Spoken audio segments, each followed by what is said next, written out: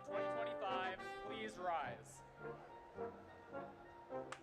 Ladies and gentlemen, the faculty of the United States Naval Academy.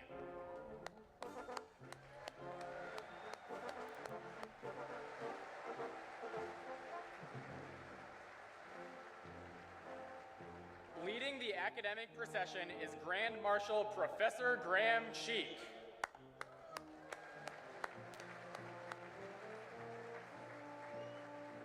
He carries with him the Naval Academy's mace, a symbol of academic authority.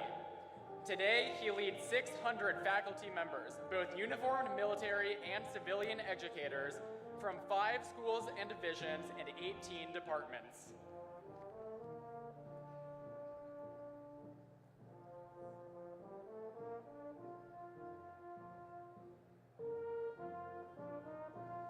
The Naval Academy's civilian faculty appear at today's commissioning exercises in the traditional academic regalia to which they are entitled by virtue of the degrees they hold.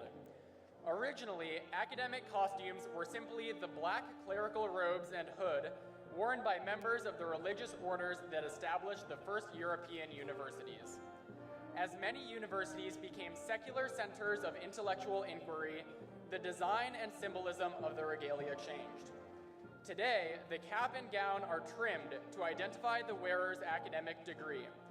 Dark blue edging on the front neck piece of the hood indicates a Doctor of Philosophy, or PhD, which is awarded for study in a number of fields.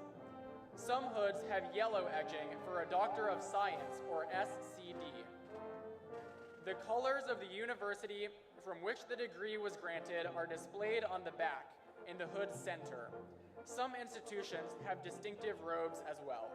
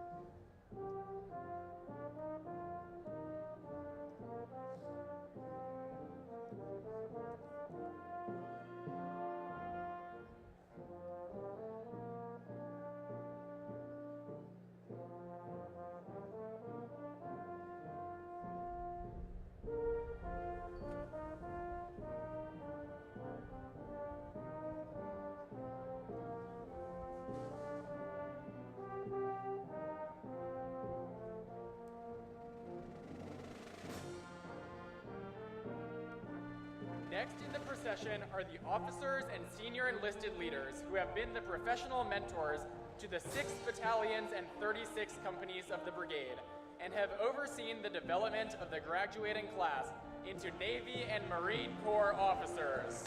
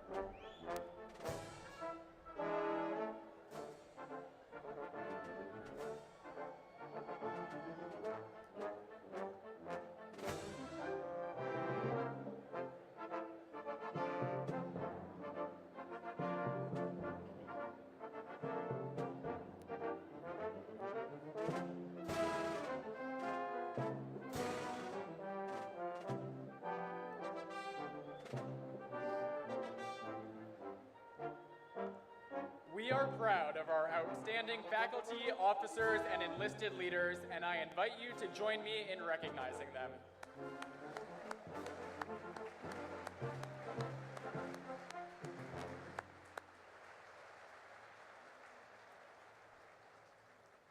Class of 2025, seats.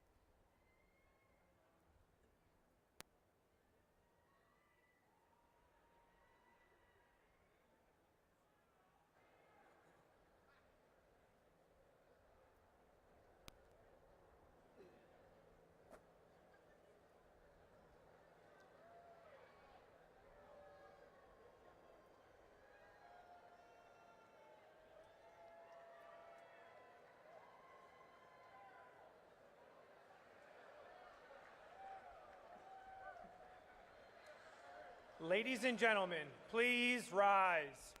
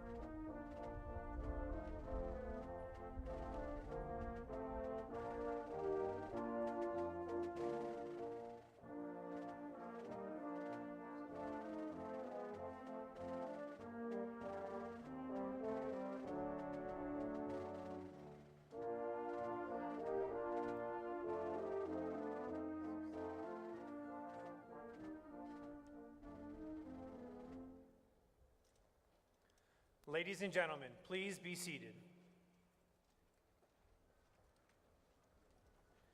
Stadium security has asked that if you find any lost items throughout today, please notify the nearest usher. Missing items that have been turned in may be retrieved at the elevator lobby on the blue side or press side of the stadium. Ushers are prepared to escort children who have been separated from their parents to the lower concourse first aid rooms on either the blue or gold side concourse.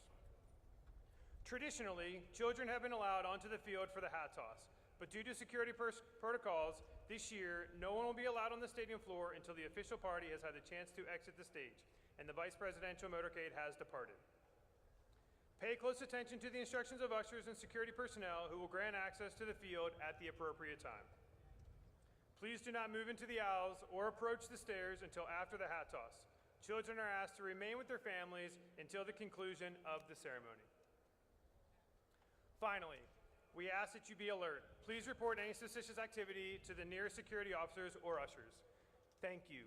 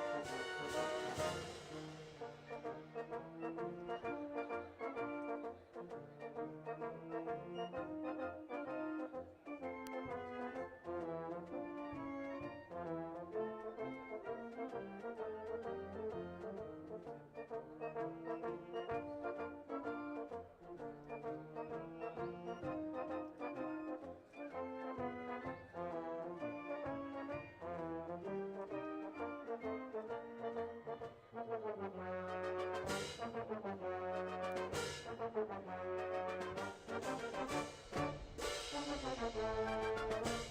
would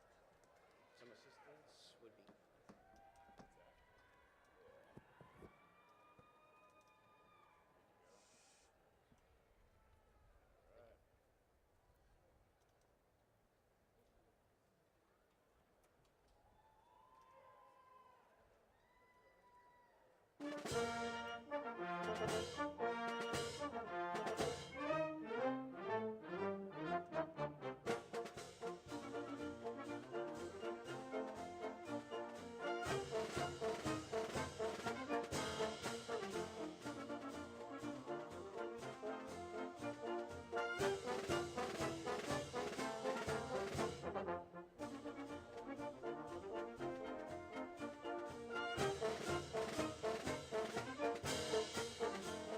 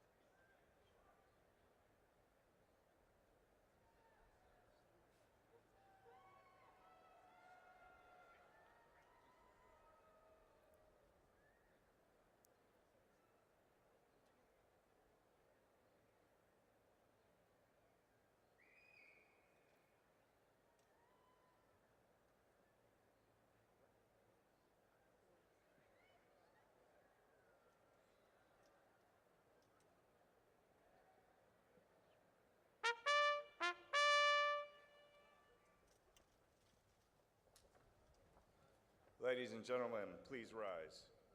Arriving now are the Honorable John Phelan, Secretary of the Navy, General Eric Smith, United States Marine Corps, Commandant of the Marine Corps, and Admiral Jim Kilby, United States Navy, Acting Chief of Naval Operations.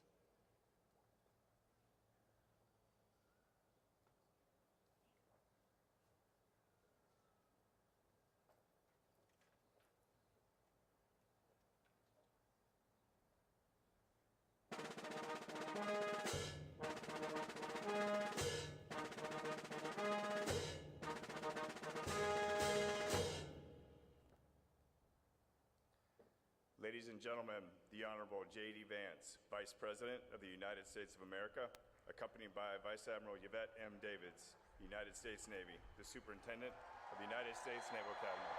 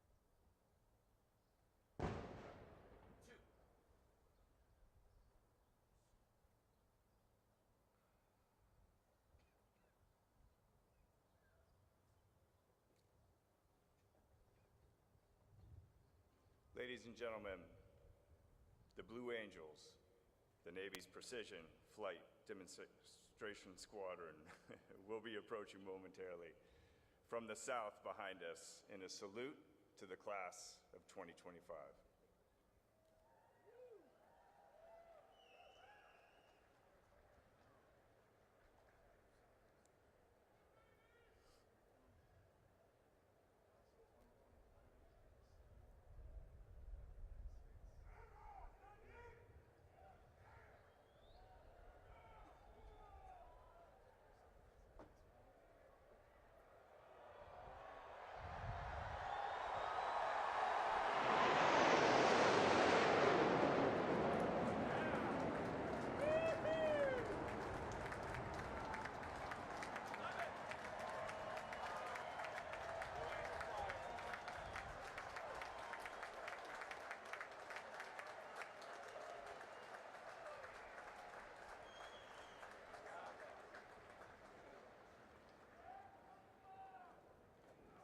Ladies and gentlemen, we invite all of our guests to remain standing for our national anthem, sung by Midshipman First Class Quinn Gonzalez, and then the invocation by Captain Maurice Buford, Chaplain Corps, United States Navy.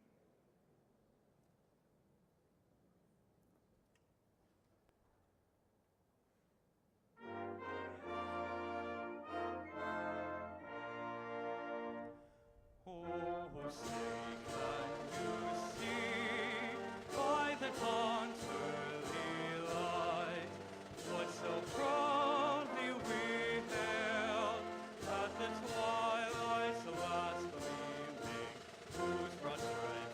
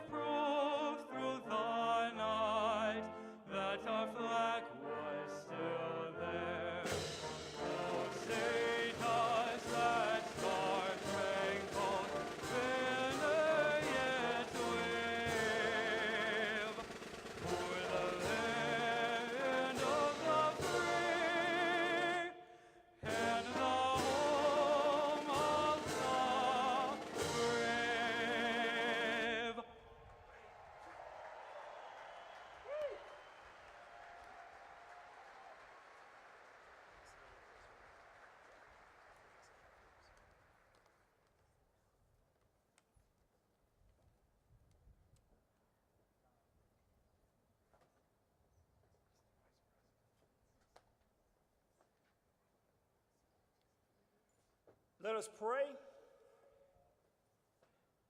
Most gracious and triumphant God, we come to announce to the world that these warriors are ready to fight tonight.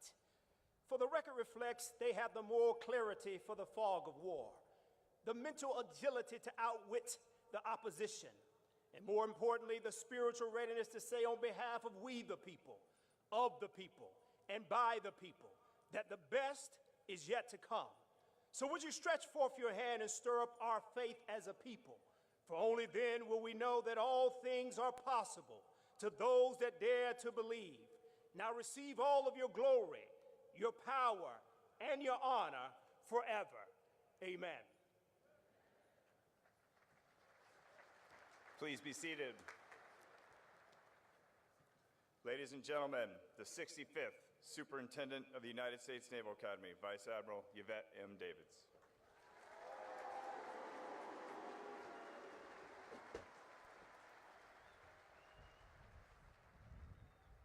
Good morning, 2025.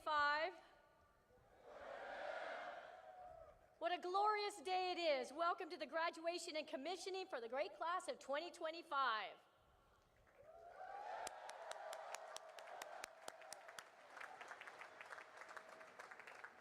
There should be no question about the significance of today. We have the privilege of hosting our Vice President, the Honorable J.D. Vance, the Secretary of the Navy, Secretary Phelan, the Commandant of the Marine Corps, General Smith, and the Acting Chief of Naval Operations, Admiral Kilby.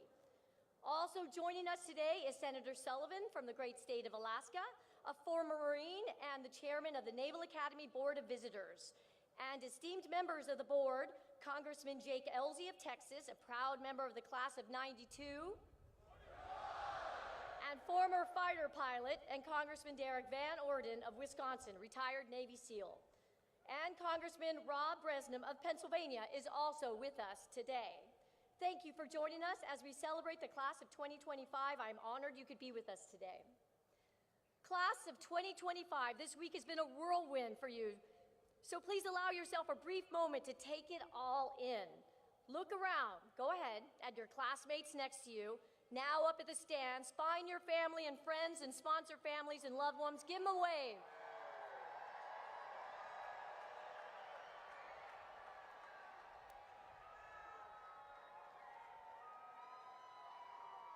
To all of the parents, grandparents, guardians, and mentors out in the crowd, I want to thank you for instilling the values that attracted your midshipmen to want to serve and to live a life of consequence. We are forever in your debt. And thank you to our amazing and incredible dedicated faculty, staff, coaches, and sponsor families who contributed to this class's development into officers of character dedicated to the profession of arms.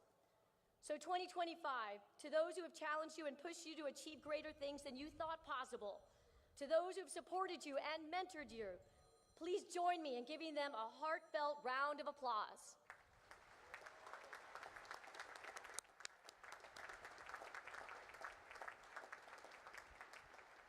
And thank you to all who have worked so diligently to set up this beautiful ceremony and to make this commissioning week so special. We appreciate you.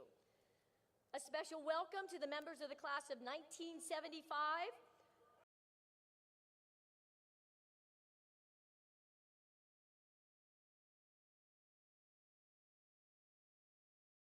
Year link and shared heritage with the class of 2025. Thank you, class of '75, for being so active in the lives of these midshipmen since I-Day, inspiring them with wisdom, insight, and legacy.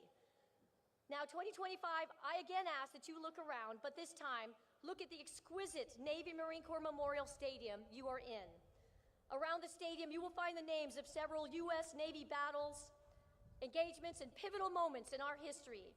These names represent the Navy and Marine Corps' legacy from 1775 to 1845 to today. Each and every one of you is now an integral part of that legacy. So 25, look at these names, and now I want you each to pick one name that you can see, and I want you to remember that name, dedicate that name to memory. That name, it represents more than just a battle, more than just naval tactics and strategy or historical facts.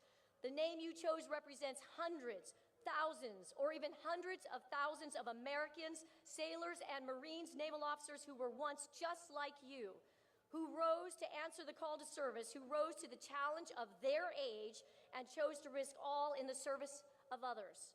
So 2025, while this stadium is a physical symbol and memorial to our Navy and our Marine Corps, always remember that you are the living legacy. You are the young people of our age who have chosen a life of service.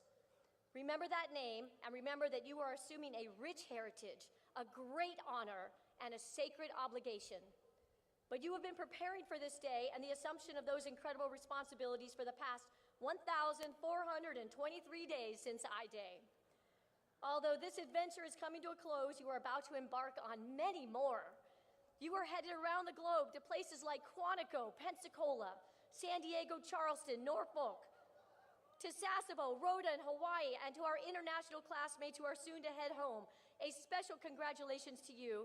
You each have an incredible future awaiting you. But know, Annapolis will always be here for you, and the Naval Academy will always be your home. And this moment right now, surrounded by your classmates and the legacy of those before you, this moment will be one of those that you will never forget. It will join other fond memories of crawling through mud and over obstacles at sea trials, bearing each other's weight as a team at Herndon twice, and swimming side by side at the first ever shellback ceremony. It will join memories of gloriously beating Army at every opportunity, of morning workouts with classmates before the sun has risen, the intensity of finals weeks, of incredible summer trainings across the globe that helped you find your operational calling, to your exceptional academic research capstone projects, and to the world-class musical and theatrical performances that showcase immense talent. And all of those shared experiences culminated today in your commissioning. And while today is the end of one chapter, it's the beginning of your careers as Navy and Marine Corps officers. On I-Day, you represented different corners of our nation and globe with different life circumstances and experiences. But now, at commissioning, you are a proud class of ethical warfighters who better understand the sacred oath you first took 4 years ago and will soon take again today. While we can never know with certainty what the future will hold for you or for our country, we do know that you are assuming a vital role.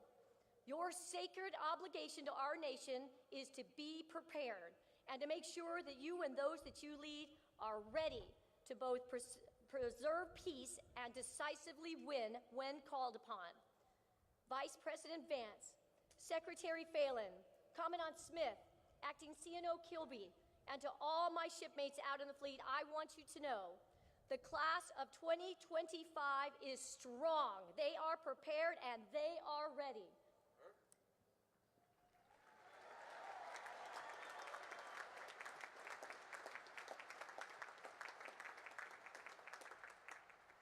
'25, your Naval Academy family is incredibly proud of you. I'm incredibly proud of you, and I can't wait to see what you will accomplish in the years ahead. It is now my pleasure to introduce our 79th Secretary of the Navy, the Honorable John C. Phelan.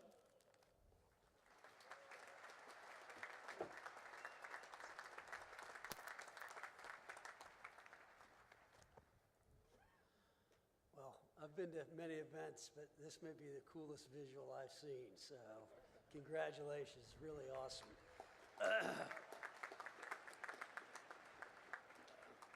Mr. Vice President, Commandant, Acting Chief of Naval Operations, Superintendent, distinguished guests, faculty, staff, families, and most importantly, the class of 2025, good morning. Morning. Admiral Davids, thank you for the kind introduction. Serving as the 79th Secretary of the Navy is a privilege of my lifetime, and I thank President Trump for his trust and confidence in appointing me to this role. And it's a particular honor to welcome and thank Vice President J.D. Vance for his presence today. As a Marine and combat veteran, Vice President Vance represents what makes this nation great: courage forged through hardship, service defined by humility, and deep, unshakable belief that this country is worth fighting for. From the hills of Ohio to the battlefields of Iraq, and now to the halls of leadership in the White House, Vice President Vance's journey reminds us that honor is not given, it is earned. Thank you, Mr. Vice President, for your example, your service, and your continued leadership.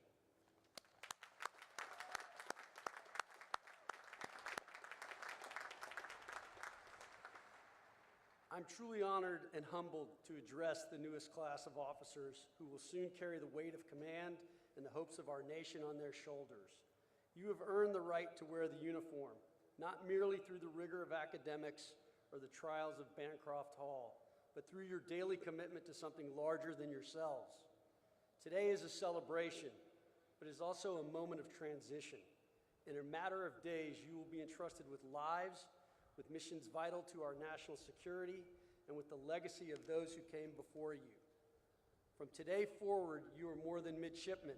You are leaders in the Navy and Marine Corps, officers in a force that stands guard over freedom on every ocean, in every time zone, every hour of every day. That's no small thing, but let me be honest with you. What you're about to step into is not easy. The pace of change is accelerating. The threats are growing more sophisticated. The burden of leadership is heavier than ever, but so is the opportunity. The opportunity to shape the future of naval warfare, the opportunity to lead diverse, talented teams in ways that will define missions and even save lives. The opportunity to be exactly the kind of leader the world needs now. Smart, grounded, resilient, humble, and courageous. What will define you from this moment on is not your commission or your class rank or even your service selection. What will define you is how you lead when the pressure is on, when the plan falls apart, when lives are at stake, and when everyone around you looks to you for calm and courage. Leadership is never about you, it's about those you serve. General John Lejeune had it right when he said the relationship between officers and enlisted must be like teacher and scholar, not superior and inferior. Your people will teach you more than you expect. Respect that. Learn from them. Lead them well. You are not simply to give orders. You are to grow those under your command into something better. Instill in them the core values of honor, courage, and commitment, not just with words, but through example. Now, a quick word about values: honor, courage, commitment. These aren't just words etched on academy walls or printed in manuals. They are your compass. And in a future filled with new technologies, cyber threats, and global instability, character will matter more than ever. You are inheriting a fleet that sails in a world full of complexity and consequence. We face adversaries who test the rule-based order at sea. We operate in an environment where innovation moves at the speed of relevance, and we must be agile, accountable, and adaptive, because lethality is just not about firepower. It is about clarity of purpose, efficiency of action, and unity of command. Admiral Rickover, the father of the nuclear navy, once said, "Responsibility is a unique concept. You may share it with others, but your portion is not diminished. You cannot delegate accountability. When the mission falters, your name is on the line. When it succeeds, share the credit. That is leadership. There will be days when you'll feel the weight or burden of leadership. That's natural. But on those days, remember this: you are not alone. You stand on the shoulders of those who came before you and beside shipmates who will have your back in ways that will stay with you for the rest of your life. You are stepping into a future that will test you, but I believe, we believe, the American people believe you are ready. Ready to innovate, ready to inspire, ready to lead in a Navy and Marine Corps that is evolving, modernizing, and building a more lethal, adaptable, and resilient force. You are the future of that force. So take pride in what you've achieved, take responsibility for what comes next, and take care of those you are privileged to lead. Your commission is more than a contract. It is a covenant with the American people. They trust you to defend this nation with honor, to wield power with restraint, and to lead with integrity even when no one is watching. So class of 2025, step forward with confidence, but carry within you the humility of those who came before. From the decks of destroyers to the cockpits of strike aircraft, from forward operating bases to submarines beneath the sea, you'll be the tip of the spear and the steady hand behind it. In closing, know this, your country is proud of you, not just for what you've done, but for who you've chosen to become. You are not just graduates, you are defenders of the Constitution, ambassadors of liberty, and the next generation of American leaders. May God bless you, your families, and the United States of America. Congratulations on this well-deserved honor. Thank you.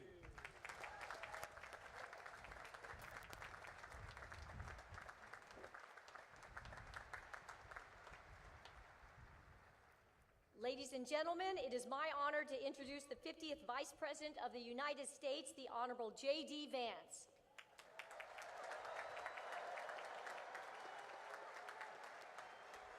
There you go, sir. Thank you. Knock that down there. Thank you. Well, it is great to be with you here on this incredible day, and I gotta say, it's a pretty cool trick where when people say good morning, you guys say it back in unison. So let me say good morning to the class of 2025. Good morning, I want to say, first of all, thank you all for having me, and thank you especially to Vice Admiral Davids and Captain Allman for your hospitality. Thank you as well, of course, to Secretary Phelan for that great speech, Admiral Kilby, and General Smith for all that you do for our country. First off, I want to say, both from me and from President Trump, congratulations to the class of 2025.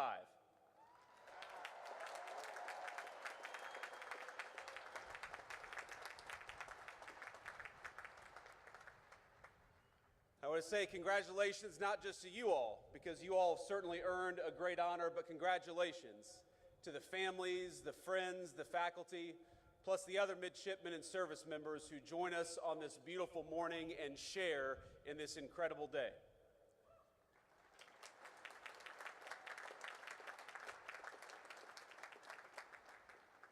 Now, it's always dangerous to give a politician a microphone, but I know that I am one of the very last things standing between you and your commission and your diploma. And so, out of respect, I just want you to know that this is only going to be a 3.5 or 4 hour speech. I hope you all brought your sunscreen, because it's bright out here. But today is such an incredible day for you. Tonight, you'll celebrate in the finest tradition of the United States Naval Academy with great food and, of course, maybe a little drink.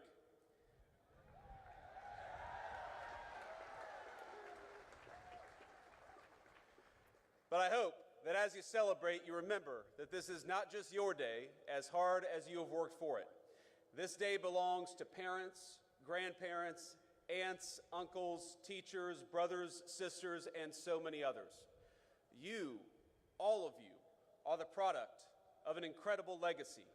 People who worked hard to give you a good education, food on the table, and a sense of possibility. People who took you to church, to practices, to tutoring sessions, people who prayed for you when you struggled and celebrated with you at moments just like today. Most of you are fortunate enough to have someone here to celebrate with you. Some of you don't. But whether they are here with you or not, the very best piece of advice I can give you is to begin your life in the fleet with a spirit of gratitude. Be thankful for all the people gathered here today and those who aren't, because they made you who you are and they got you to where you are today.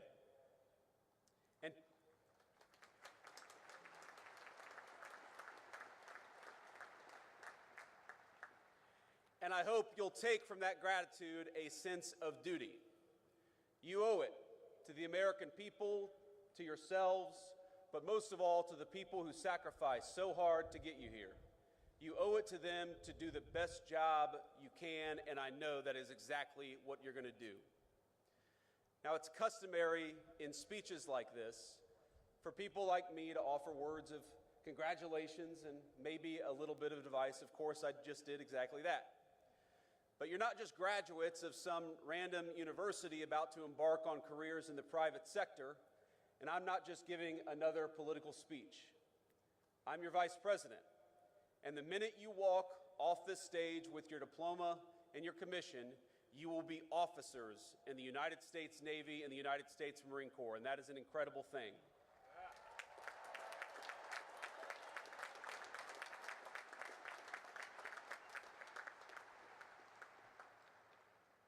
You will be leaders of men and women in our armed forces.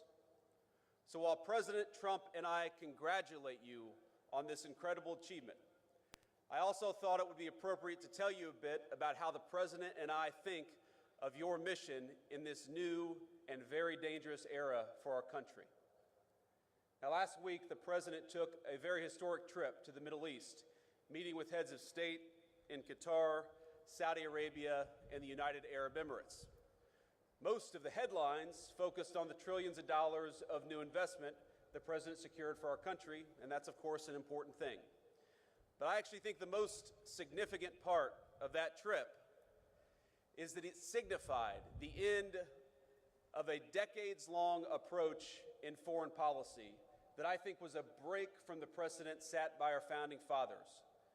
We had a long experiment in our foreign policy that traded national defense and the maintenance of our alliances for nation building and meddling in foreign countries' affairs, even when those foreign countries had very little to do with core American interests. What we're seeing from President Trump is a generational shift in policy with profound implications for the job that each and every one of you will be asked to do. Now, following the collapse of the Soviet Union, our policymakers assumed that American primacy on the world stage was guaranteed. For a brief time, we were a superpower without any peer, nor did we believe any foreign nation could possibly rise to compete with the United States of America. And so our leaders traded hard power for soft power. We stopped making things, everything from cars to computers to the weapons of war, like the ships that guard our waters and the weapons that you will use in the future. Why do we do that? Well, too many of us believed that economic integration would naturally lead to peace by making countries like the People's Republic of China more like the United States.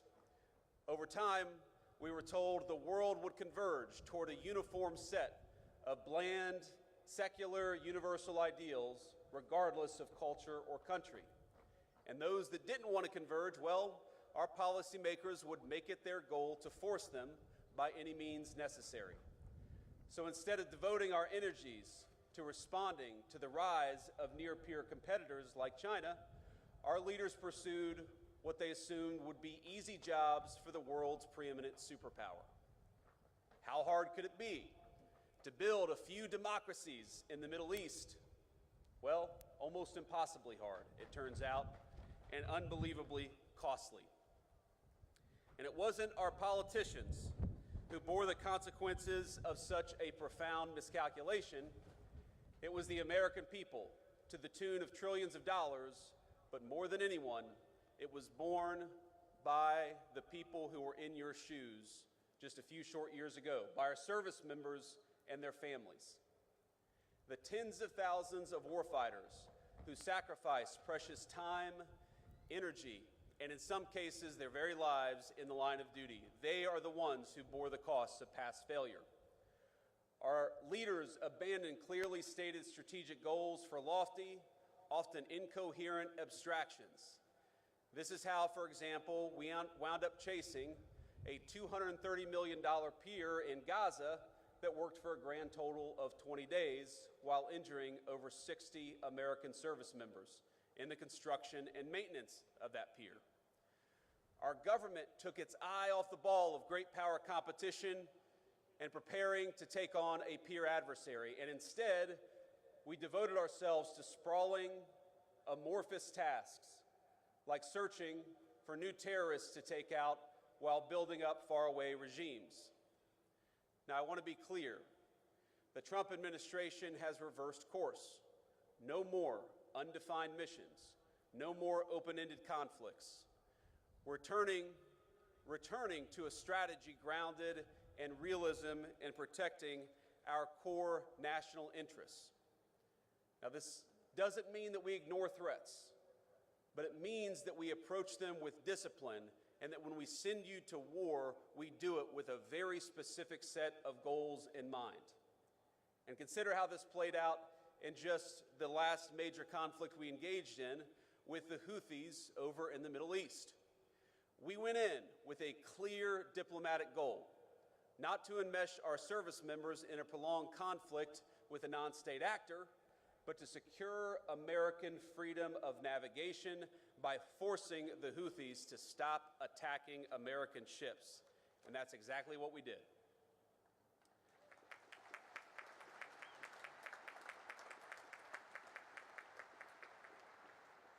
We pursued that goal through overwhelming force against Houthi military targets.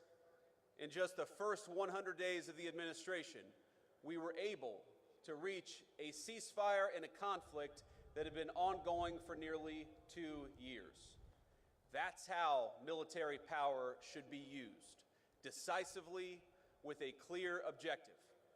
We ought to be cautious in deciding to throw a punch, but when we throw a punch hard, and we do it decisively, and that's exactly what we may ask you to do.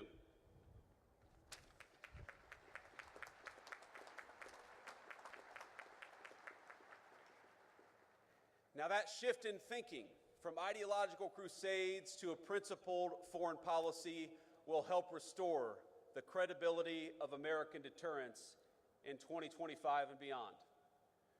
With the Trump administration, our adversaries now know when the United States sets a red line, it will be enforced.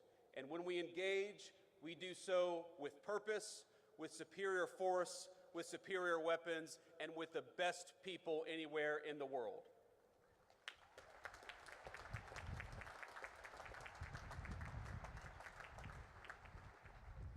Let me say something about weapons and the future of warfare. It is, of course, a priority of this administration, not just to keep, but to widen the technological edge between the United States military and our adversaries all over the world. In the wake of the Cold War, America enjoyed a mostly unchallenged command of the commons: airspace, sea, space, and cyberspace. But the era of uncontested U.S. dominance is over. Today, we face serious threats in China, Russia, and other nations determined to beat us in every single domain, from spectrum to low Earth orbit to our supply chains and even our communication infrastructure. Technology has lowered the cost of disruption, and so we must be, all of us, not just smarter. We got to make sure that we send our troops to war, we do it with the right tools. We can no longer assume our engagements will come without cost. That's why the Trump administration is investing in innovation, rewarding risk takers at the Department of Defense, and streamlining weapons acquisition for the new century. Investing in cutting-edge weaponry like hypersonics is important, but just as important are the low-cost, high-impact technologies that are already transforming the battlefield, things like drones.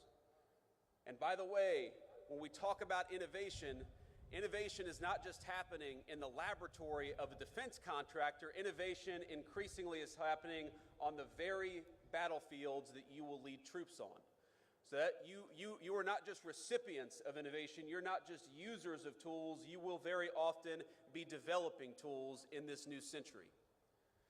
Our lawmakers and military brass alike must learn to adjust to a world where cheap drones, readily available cruise missiles, and cyber attacks cause extraordinary damage to our military assets and our service members. And it will be you, the graduates gathered here today, who will lead the way for the rest of us. Your service will bring new challenges and environments, including ones unfamiliar even to those who have served before you. You will deploy new equipment, new systems, and new technology. And through those experiences, it is you who will learn, who will teach others, and will help our services and our entire country adapt to the future we're confronting. Now, the extraordinary education you have received is an investment by the American people, an investment not only in your courage, but in the strength of your minds and the promise of your leadership. Because your nation rests easier knowing that we have the most brilliant strategists and tacticians standing guard. Men and women like you, brilliant enough to preempt and, if called, fight and win the wars of tomorrow. And as technological change continues to transform the battlefield, it only heightens the importance for this administration, for our whole country, on investing in our military's human capital. That's you, in the well-being of our warfighters, in your brilliance, in your strategic innovation. Modernization isn't just about tactics and tools. It's about meeting the needs of our service members. For too long, we asked too much of too few. Past leaders sent our service members on mission after mission with no exit strategy, no end in sight, and with little articulation for the American people or for the warfighters about what we were doing. When we extend the deployment of an aircraft carrier, that has real impact on people's lives, and we're aware of it. They miss their families, of course they miss their loved ones and their home life. They accept that sacrifice, and that's the job that you've taken on. But the job that we have taken on is to never misuse that sacrifice or never ask you to do something without a clear mission and a clear path home.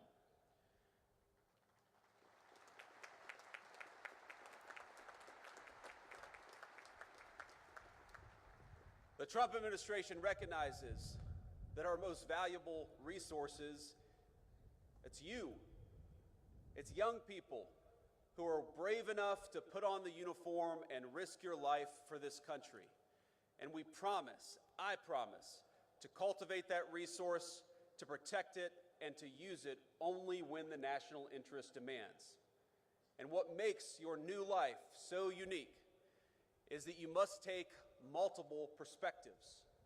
You will be junior officers, of course, answerable to commanders, captains, admirals, generals, and people like me. You will have to follow orders, even when you don't want to. And if I can offer one piece of advice from a junior enlisted guy to a bunch of new officers, to say that when you say with all due respect, that is not a get out of jail free card. These guys are laughing back here. I got chewed out more times than I can remember because I assumed that I could say whatever I wanted to so long as I said with all due respect before it. That's not how it works out. You learn that the hard way. But importantly, you are not just following orders. More often than not, you will be giving them. And just as I see you as our most precious resource, so you must see the men and women who call you sir and ma'am as your most sacred charge. You will not just be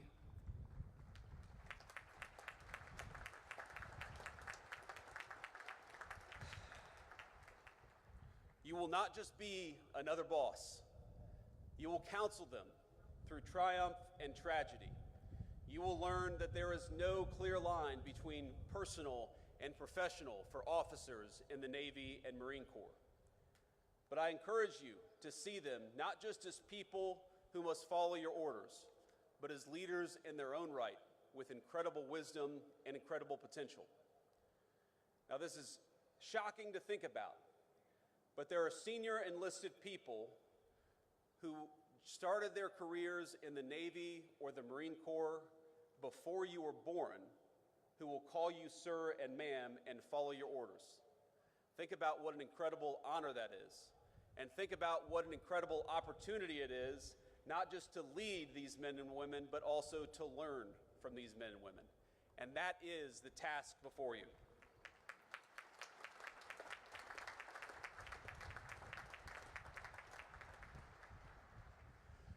will lean on that experience, of course, but still, you're more often than not, you're going to be the one in charge. That is an honor, but it's a responsibility that ought to give you chills. You've made it now through one of the most demanding institutions in the entire world. You have earned your commissions, and you've stepped forward to serve at a moment when your country needs you now more than ever.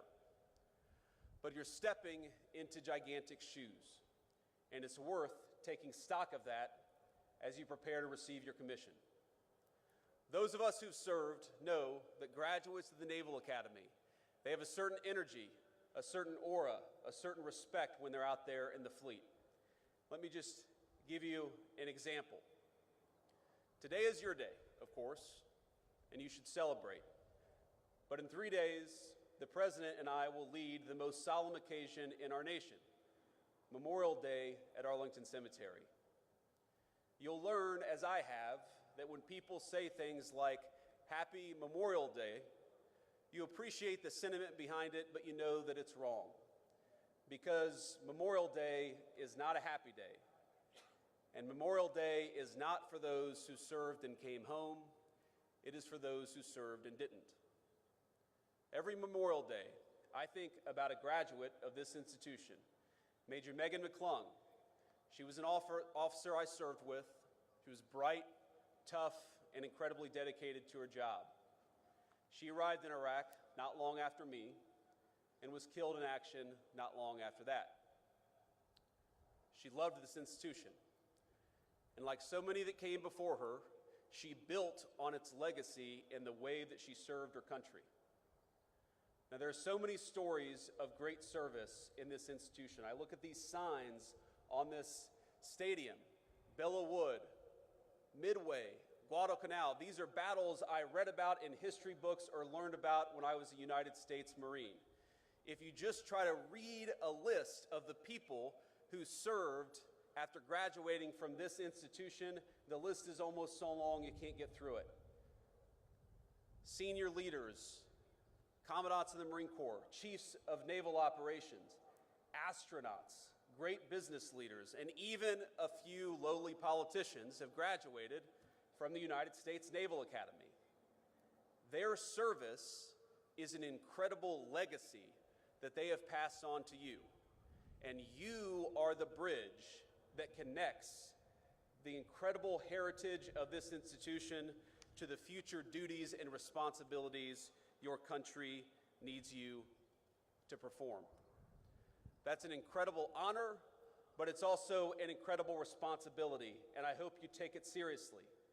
People will look at you as graduates of the Naval Academy in a different way than they look at most of the people that you will meet every single day. They will look at you that way, yes, because you've worked hard, and yes, because you deserve this day, but they will also look at you differently because you stand on the shoulders of giants. And 20, 30, or 40 years from now, there are people who are going to be standing on your shoulders. So please remember that. Please take it seriously, and please recognize that you become part of a brotherhood and sisterhood that will enable you to do great things, that will support you as you do them, but will ask you to give back as you should in return. You are the inheritors of a national tradition dating back 250 years. It began with John Paul Jones, and the founders of this country asked the United States Navy to take on the most powerful Navy on earth, and we won. Our first patriots knew the stakes. They did not seek out war. They did everything they could to advocate and petition for their own liberties. But when the time came, they raised a military, they raised a navy, and they fought like hell. Their examples lives on in all of you. In their courage, we see the roots of your calling to be strong but not reckless, to seek peace but never at the expense of liberty, to hold firm to your convictions even when the cost is high. Now, I want to say to all of you, I've been vice president for all of about 120 days, and this summer I will celebrate my 41st birthday. but I have never, in those 41 years, been so proud as I am today, to honor you, to celebrate you, and to congratulate you on a job well done.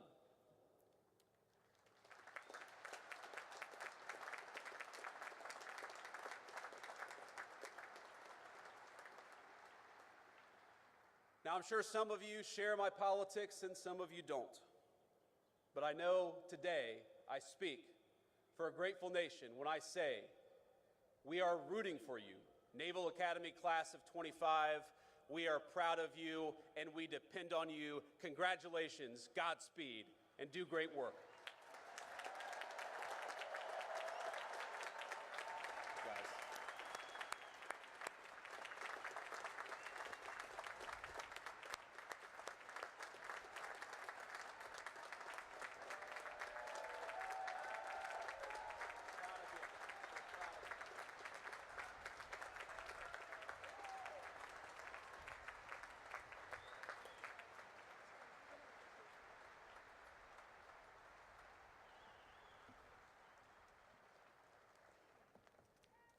Thank you, sir.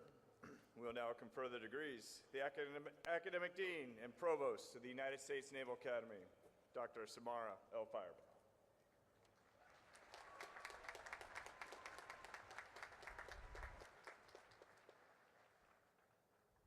Successfully completing the requirements and demands of a Naval Academy education is no small feat.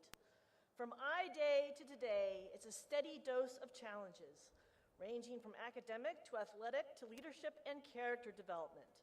I have no doubt that each of you has been challenged, perhaps in ways you never thought you would or to levels that you never thought you could achieve, but you rose to that challenge, and we congratulate each of you for doing so.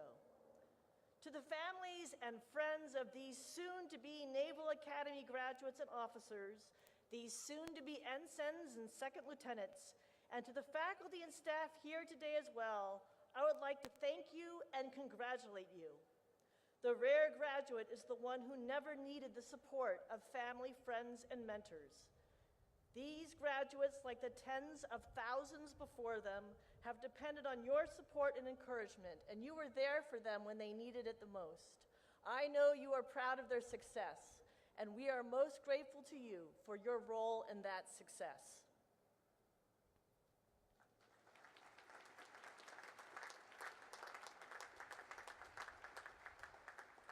Candidates, please rise.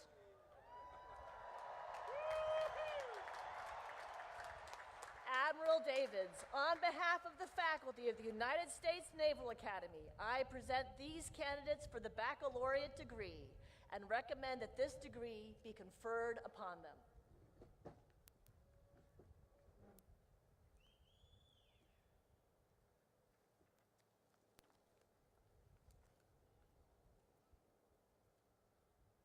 As you have successfully completed your course of study at the United States Naval Academy and have been recommended by the Academic Board as Superintendent of the United States Naval Academy and by virtue of the authority vested in me by the Congress of the United States, I confer upon each of you the baccalaureate degree with all rights and privileges thereunto pertaining.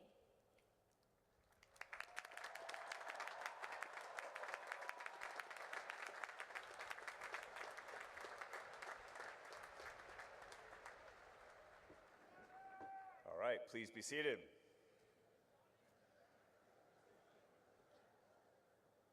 The Commandant of the Marine Corps, General Eric Smith, United States Marine Corps, will administer the oath of office to those being commissioned into the United States Marine Corps. General Smith, I present 257 midshipmen of the graduating class of 2025 to be commissioned into the Marine Corps.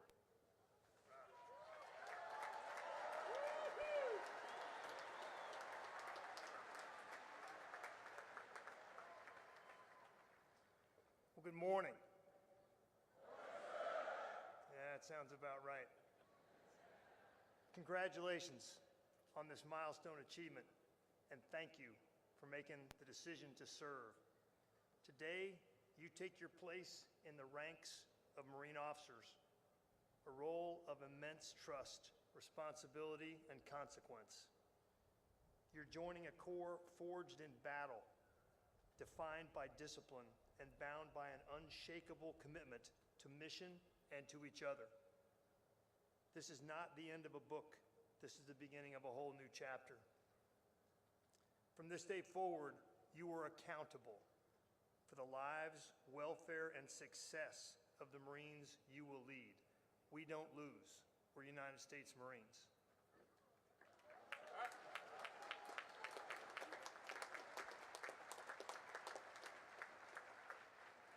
Your Marines won't follow you because of your rank.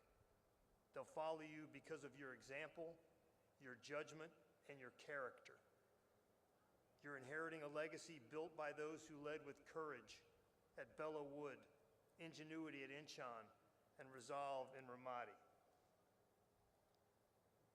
The legacy is now yours to carry, to protect, and to pass on to the next generation of Marines. The oath you're about to take is a pledge to defend the Constitution, to uphold our values, and to lead with honor at all times. It binds you to something greater than yourself, to the nation, the Corps, and the Marines who will look to you for strength when it matters most, when the chips are down. You are not entering the unknown. You're stepping into a tradition of excellence, guided by those who came before you and supported by those who now stand beside you. The path ahead will be the most demanding period of your life, but it will also be the most rewarding work you'll ever do. We're proud to welcome you into the Marine Corps as officers. The nation expects much from you, and we know that you're ready.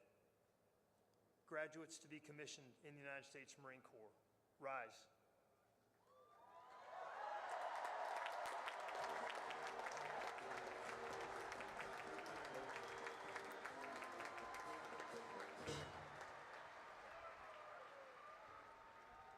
Raise your right hands. Having been appointed as Second Lieutenant in the United States Marine Corps to rank from 23 May 2025, I'll ask you this. Do you hereby accept such appointment? And do you solemnly swear that you will support and defend the Constitution of the United States against all enemies, foreign and domestic? That you will bear true faith and allegiance to the same? That you take this obligation freely, without any mental reservation or purpose of evasion?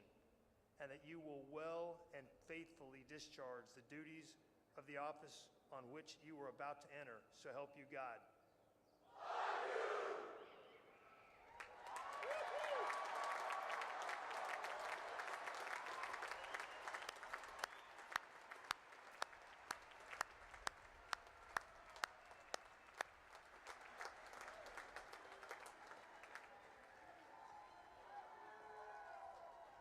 Second Lieutenants, take your seats.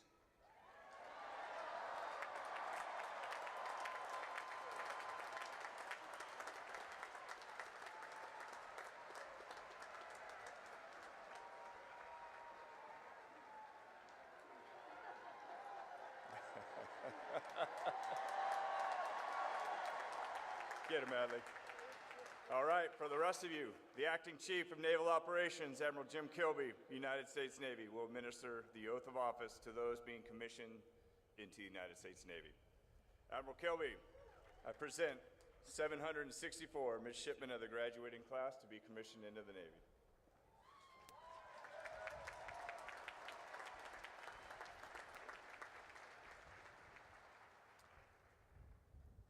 Well, good morning.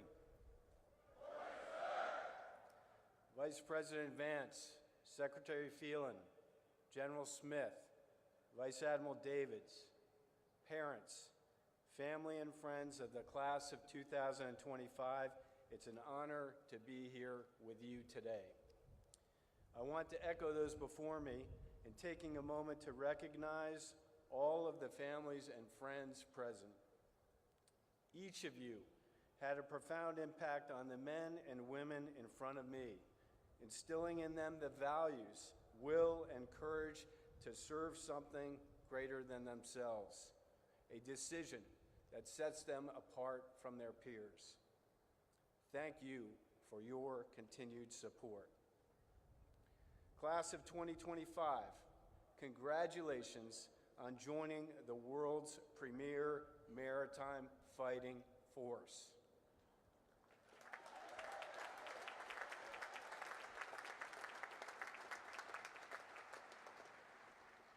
For 250 years, the United States Navy has provided our nation with the sea power and sea control needed to preserve our security, prosperity, and economic wealth. This year has been no different. Just take a look at our actions in the Indo-Pacific, in the Red Sea, and at the southern border. Soon, you will take your place in this Navy, delivering lethality and combat credibility against our nation's adversaries. I can think of no better time to join our fleet, and I can think of no better group of officers to meet this opportunity. Class of 2025, don't underestimate the significance of today. 39 years and 2 days ago, I was sitting right where you are, here in the Navy and Marine Corps Memorial Stadium. And in just a few moments, you will raise your right hand and swear an oath to the Constitution. You will be joining millions of Americans throughout our nation's rich history who have taken the same oath to support, protect, and defend.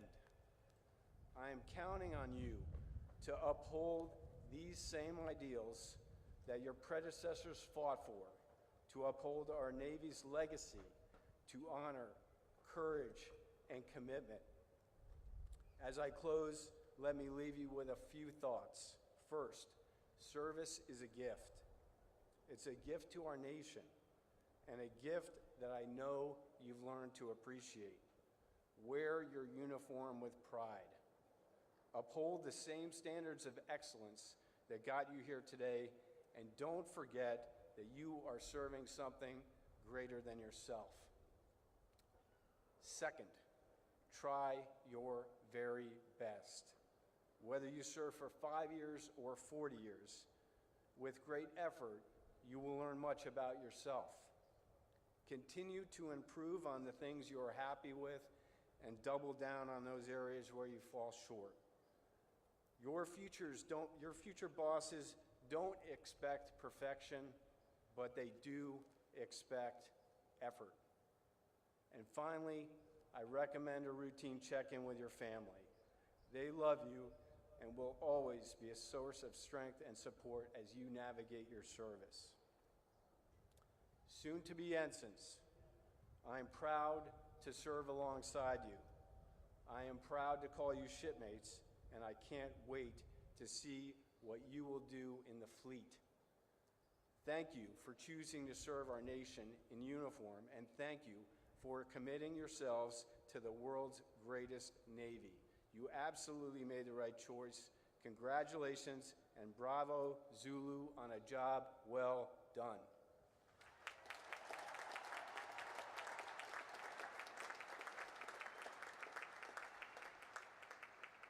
Graduates to be commissioned in the United States Navy, please rise.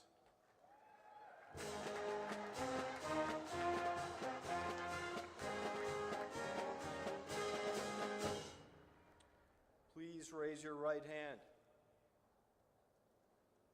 Having been appointed an ensign in the United States Navy to the rank from 23 May 2025, do you solemnly swear that you will support and defend the Constitution of the United States against all enemies, foreign and domestic, that you will bear true faith and allegiance to the same, that you take this obligation freely, without any mental reservation or purpose of evasion, and that you will well and faithfully discharge the duties of the office on which you are about to enter. So help you God.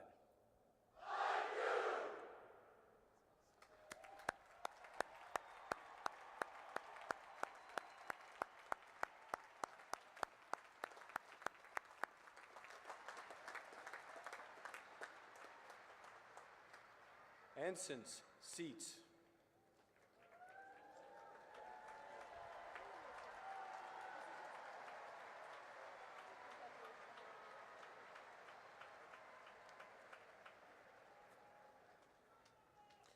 Ladies and gentlemen, today we will graduate 1,048 men and women who have met the many challenges of 4 years at the Naval Academy.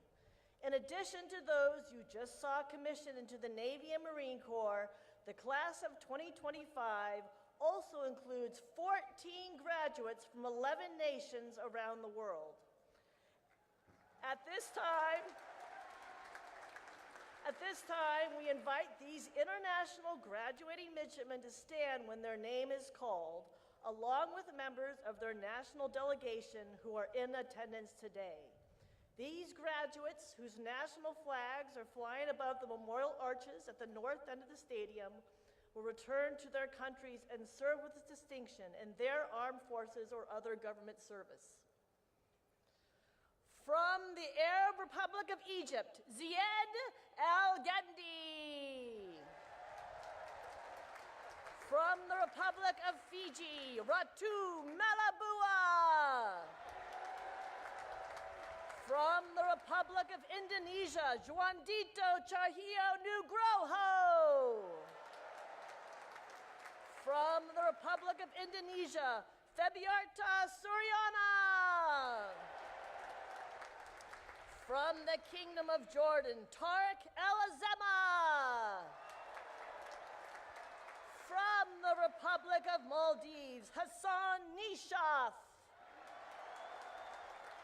From the Republic of Peru, Luigi Caparini. From the Republic of the Philippines, Michelle and Angelou de Leon Matzo. From the Republic of the Philippines, John Arel Monreal.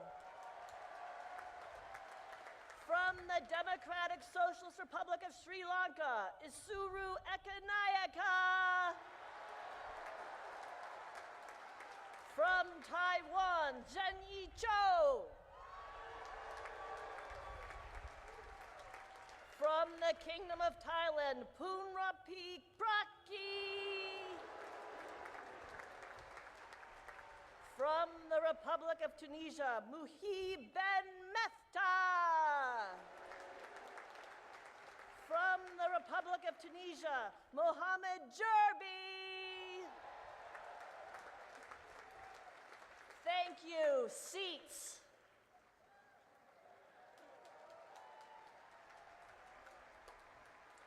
Today's graduates join the more than 90,000 men and women who have graduated from the Naval Academy since its founding in 1845.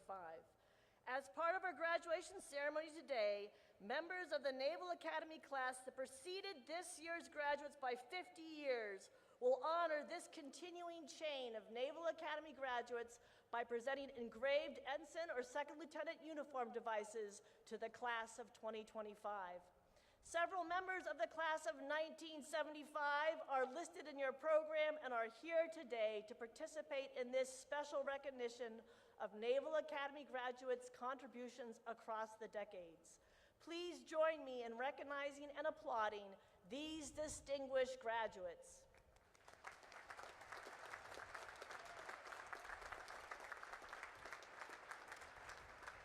Finally, before we begin introductions of individual graduates, I should remind you of an important Naval Academy tradition. The parents and friends of each graduate are invited to stand when that graduate's name is called. In that way, we can recognize your contribution to the achievement of these fine young men and women. The Vice President will now present diplomas to those individuals graduating with distinction. Those members of the class of 2025 graduating with distinction, please rise.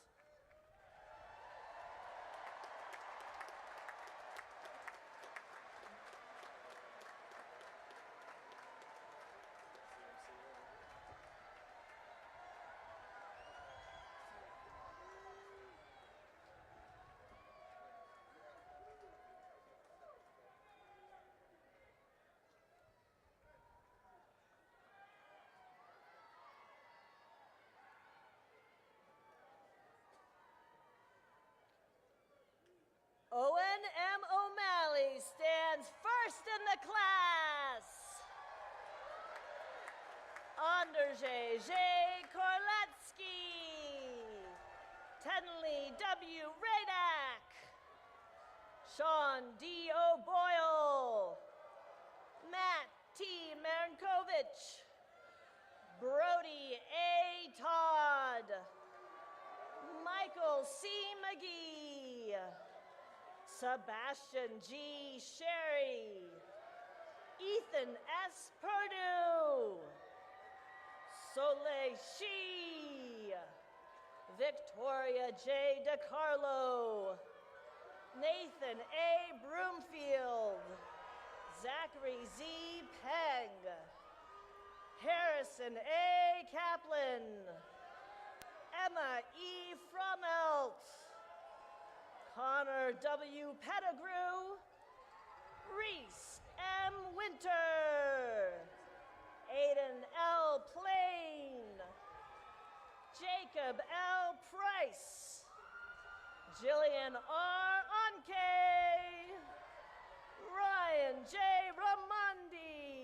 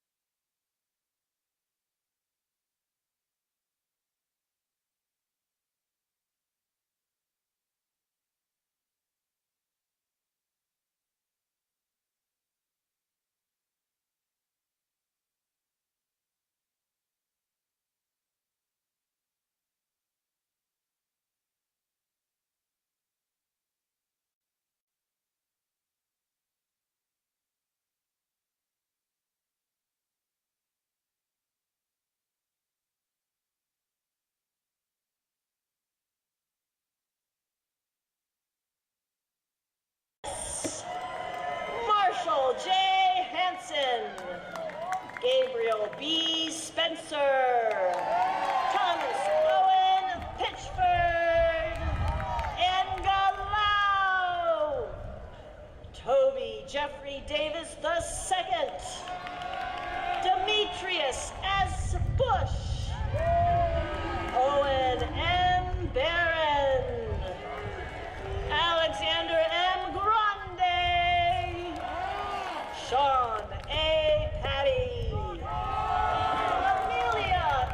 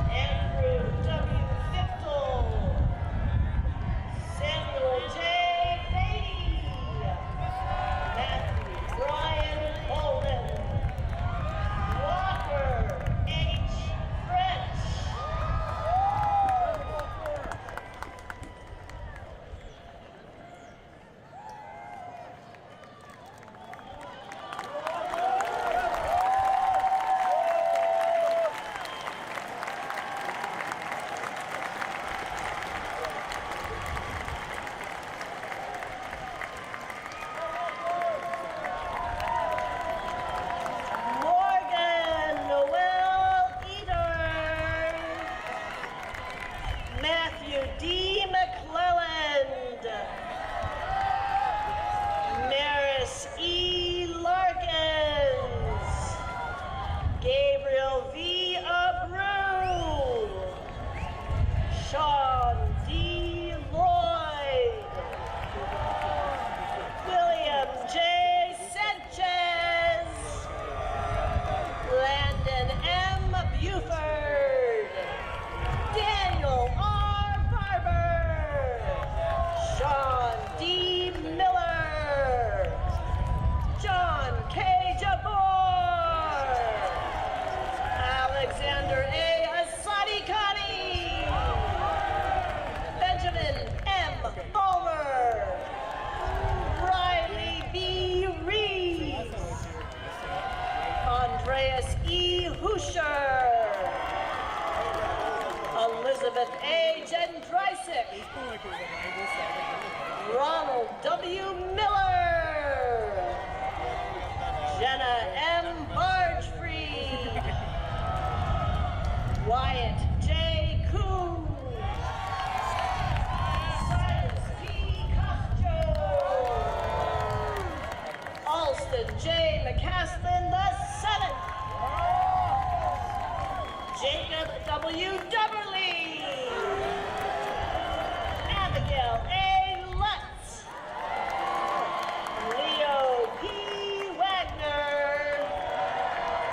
Nathan W. Sherry Jr. Duncan J. Ailes. Timothy D. Wright. Ethan J. Tolentino. Hannah L. Lakeford. Matthew J. Lee. Abigail P. Parker. Alex M. Trainer.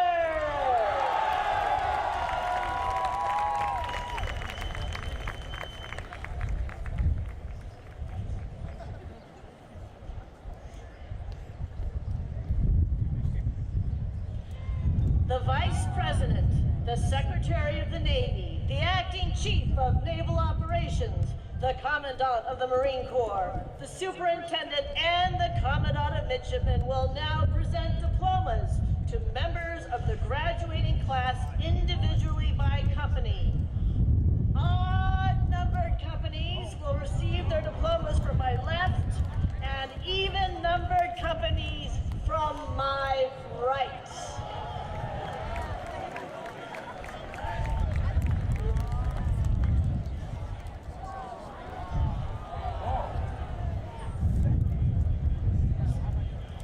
From the first company, Sanjuna Basumalik.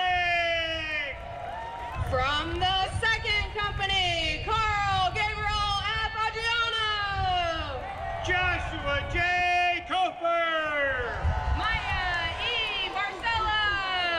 Benjamin W. Countess. Robert L. Benson. Anna B. Drinker. Noah E. Bloom. Braden W. Volkersma. Jessica M. Carruthers. Daniel C. Frere. Elizabeth J. Cermak. Luke F. Casper. Gavin J. Troy. Piper M. Geisler. Luke V. Dixon. Amber C. Hodges. Nathan Y. Faust. William T. Holsinger.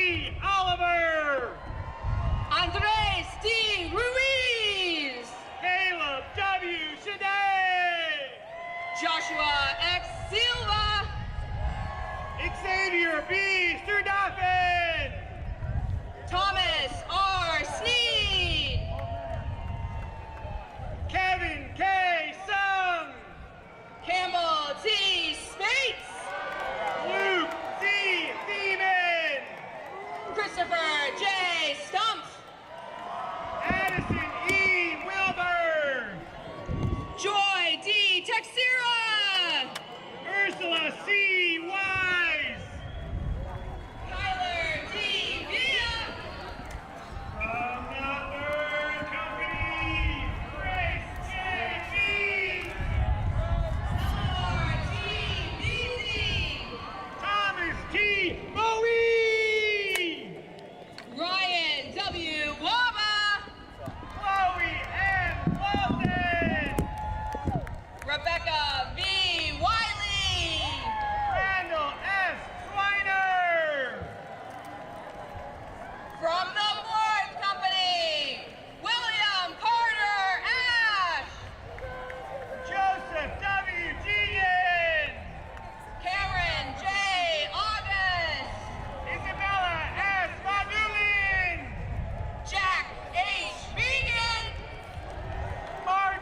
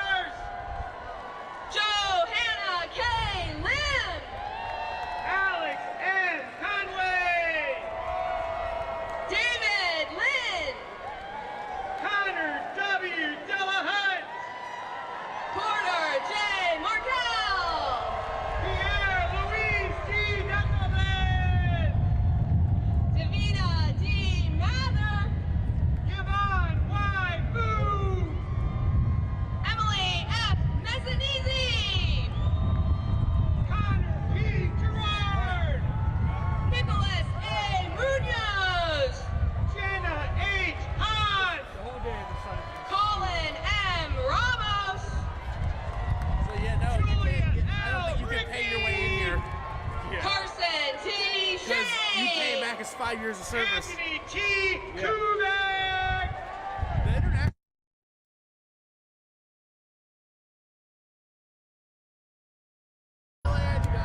Emiliano Torres Valencia. Jonathan Lee. Caleb M. Walker.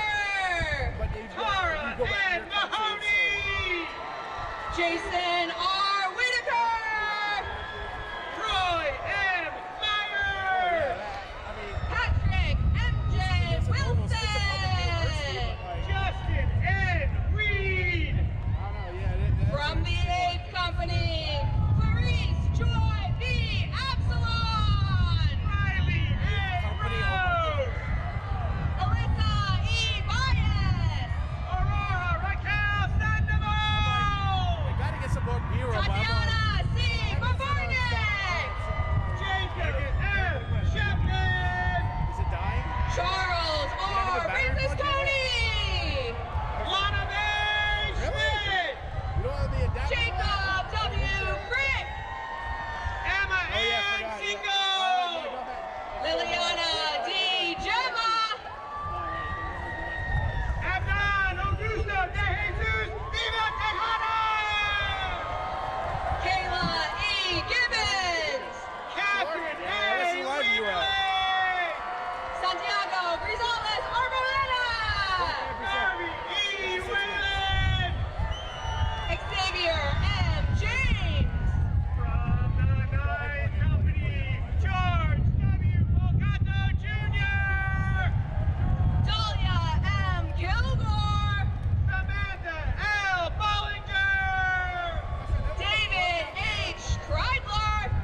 Tyson A. Case. Herbert E. Lacey III. Blakely J. Creamer. William R. Lane III. Emiliano Crespo Perez. Jennifer T.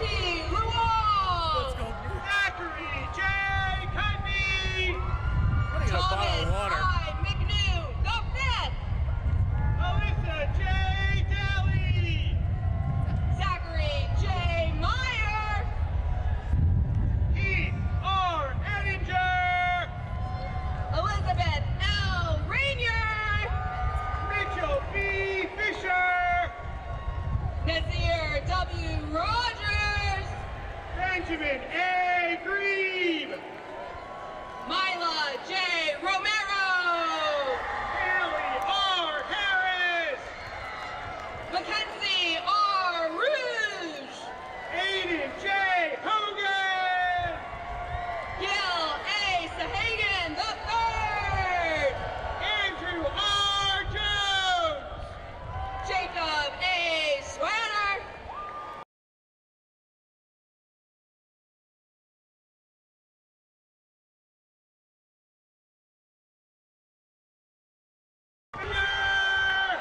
Jaden T. Washington. Aaron N. Castro. From the 10th Company, James P. Arnold. Joseph E. Ooster. Jaden G. Browning. Nathaniel J. Poovey Jr. Andrew K. Bowie. Jordan Leon De Jesus Quiles. Trevor W. Burgess. Charles E. Rulinson. Jessica A. Cervantes. Ryan M. Schleicher. Matt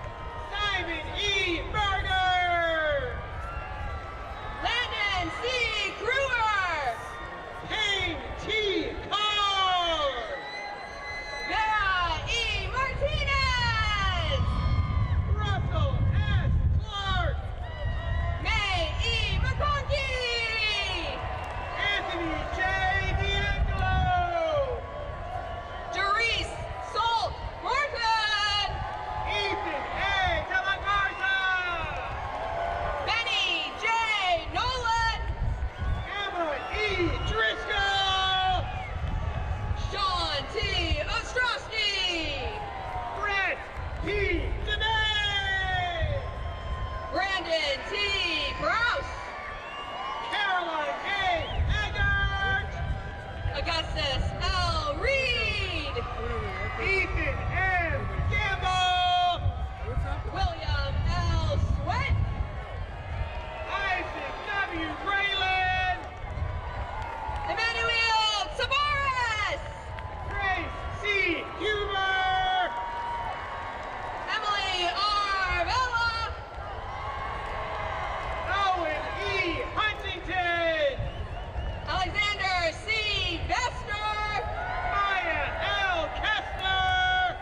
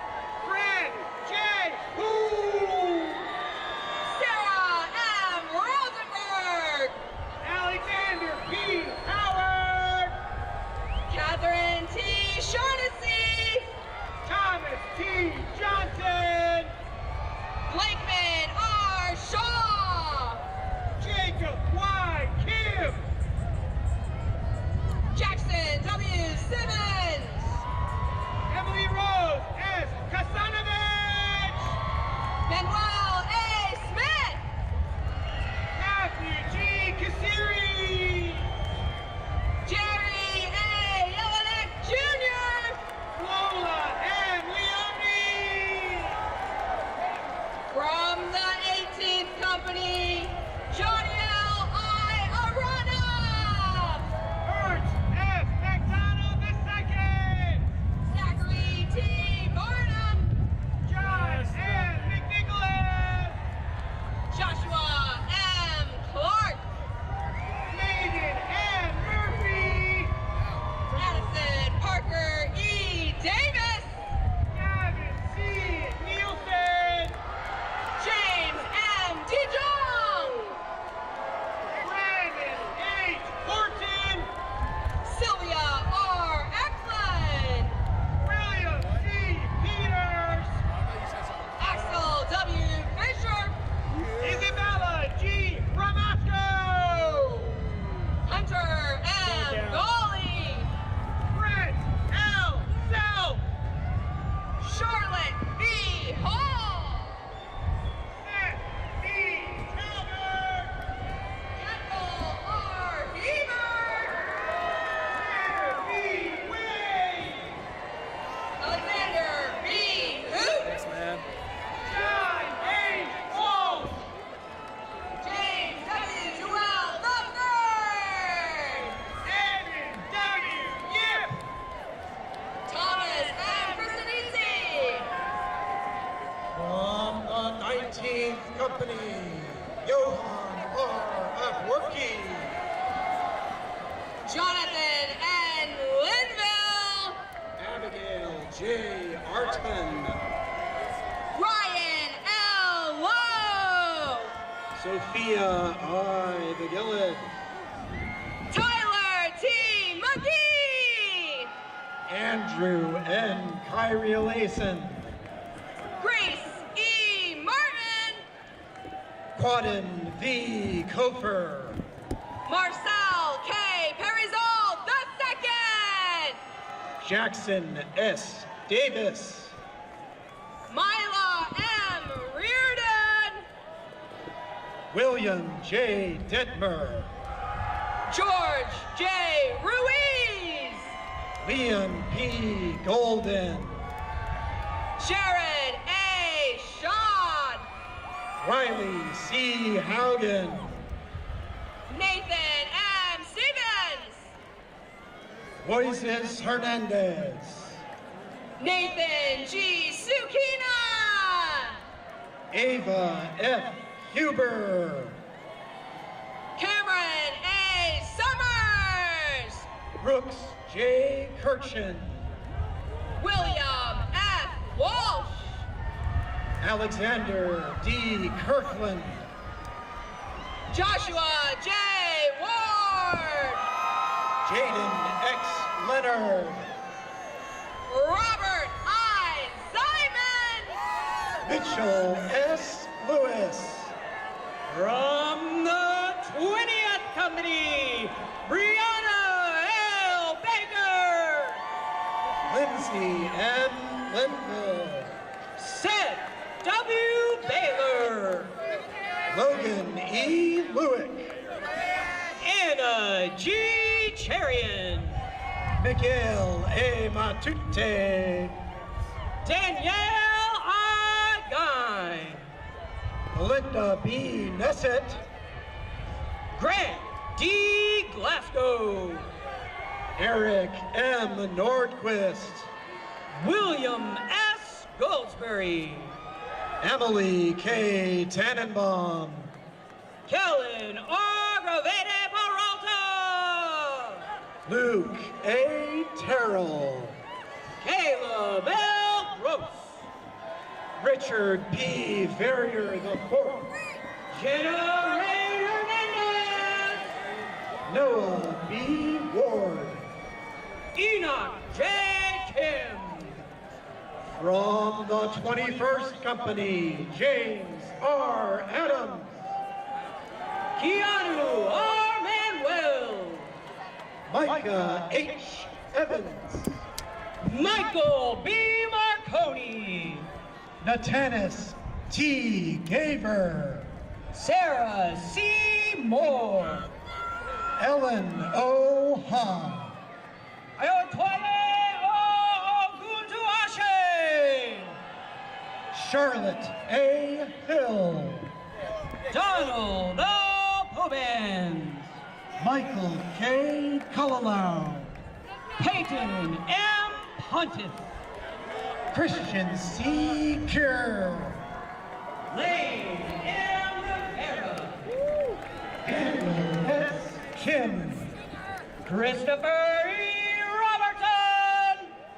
Joshua J. Kim. Jordan L. Sanders. Joseph R. Whitney. G. Scoville. Cody S. Little. Arson J. Slope. Dominic J. Madigan. Murphy M. Smith. Peter T. Mitchell. Debiarta Sariana. Mackenzie B. Moore.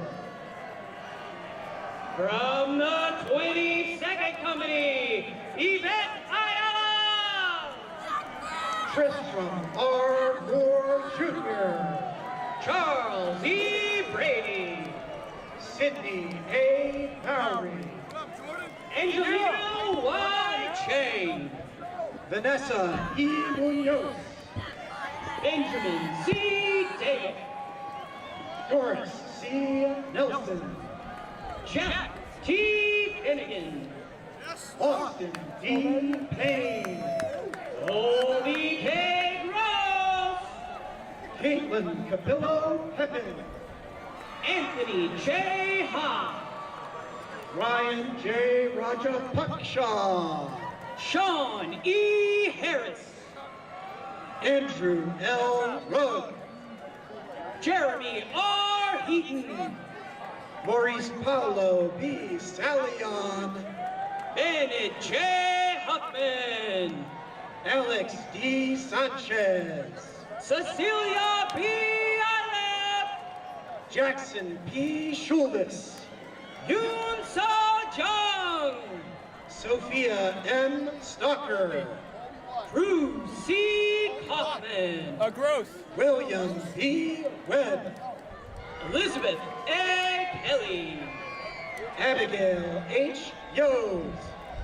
Brandon J. Coon. W. Forrest York. Rodrigo Milan. From the 23rd Company, Brown H. Bernard. General Mondrio. Joseph E. Camuso. Cole M.M. Phillips.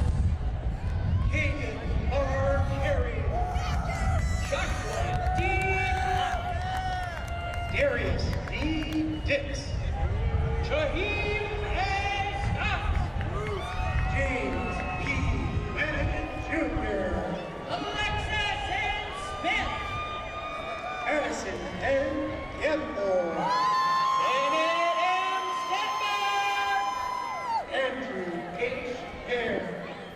Turner B. Smith. David P. Hill.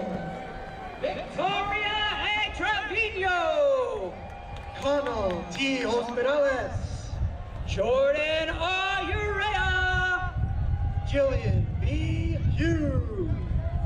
Connor J. Walcott.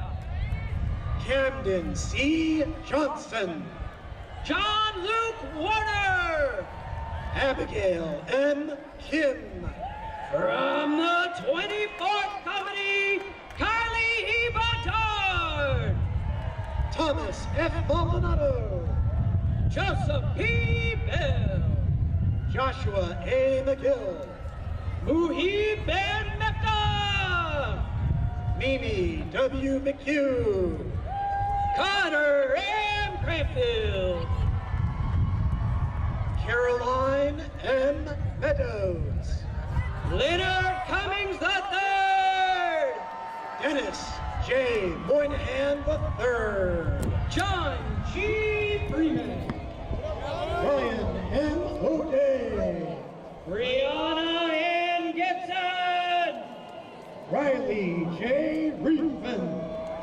Thomas L. Goldenberg. Robert M. Thompson. Noah J. Harding. Mabel E. Urrutia. Kia. Deshaun L. Horton-Peel. Margaret D. Ward. Lillian S. Wong.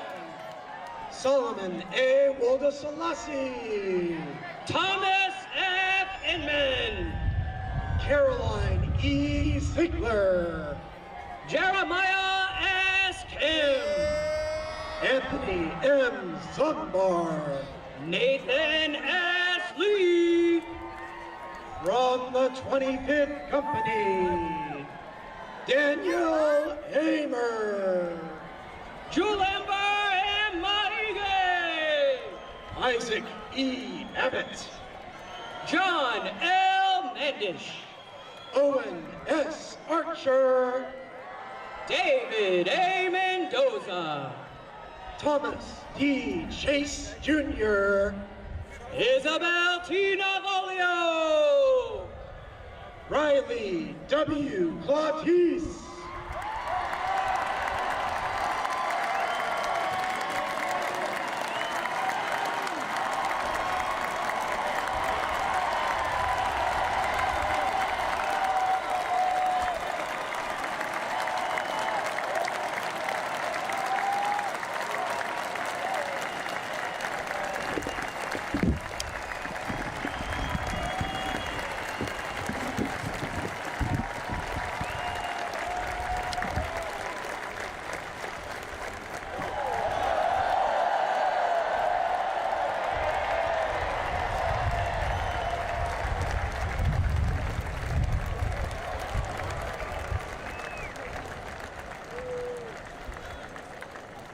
Austin B. Nolan. Peter C. Young. Copeland T. Nowell. Cameron R. Delaney. Blake A. Simmons.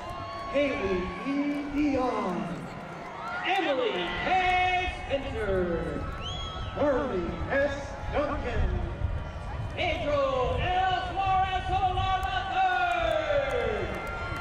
Eric A. Keyes. Regis L. Liz. Nicholas J. Edwards. Himat S. Walla. Aiden J. Chibo. Jacob P. Welch. David E. Graham. From the 26th Company, Robert O. Booth. Jenna Angelic. Thomas M. Cho. Justin A. Kirkpatrick. Evan T. Conway. Orion J. Kolkowski. Christopher J. Crane. Christian T. Landis. Frank A. Davis Jr. Scott F. Lyons. Harlan G. Dean. Nolan R. McEachin. Benjamin D. Eichholtz. Kieran E. V. McRae. Robert A. Flores. Gabriel Joaquim E. Santiago. Finley C. Golden. William D. Schneider. Isabella P. Gorzinski. Yasin M. Smenta. James D. Griffin. Sawyer C. Stevens. Eli C. Jones. Justice S. Walters. Joseph S. Kelsey. Alexandra R. Wersinski. Mia N. Lasanti. Allison J. Wright. Olga P. Lopez. Ashley P. Yee. Maggie Mahoney. Patrick C. Zawislak. Ezekiel C. McKinney. From the 27th Company, Chamonix E. Bass. Connor M. Melanowski. T. Cohen. J. Morrow.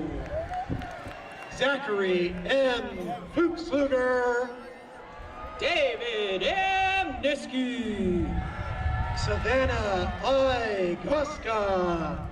Samuel R. Norvell. Quinn M. Gonzalez. Madison L. O'Donnell.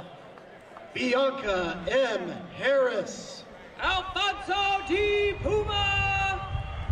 Caroline A. Irwin. Brian A. Strickland. Caitlin S. Johnston. Kelly J. Sullivan. Valerie F. Jordan. Ty M. Webb. Kevin Perry. George E. L. Wright. Jack W. Lang. From the 28th Company, Ivan D. Aguirre. Bradley A. Leibel. Jeff P. Albrecht. Mia S. Machado. Peter J. Ashes. Tehran E. Madison. Grant M. Bartuska. Indiana M. Mitsunaga. Thomas A. Irwin. Abigail B. Palea. Nolan F. Philby. Cole E. Petrusha. Matthew M. Gositis. Tanner G. Russell. David M. Hickson. Lev Solov. Rachel Wong. Sadie M. Skinner. Joshua P. Huner. Randy B. Terry II. Carol L. Hunt. Eric I. Tingle. Madeline M. Klippenstein. Son M. Tran.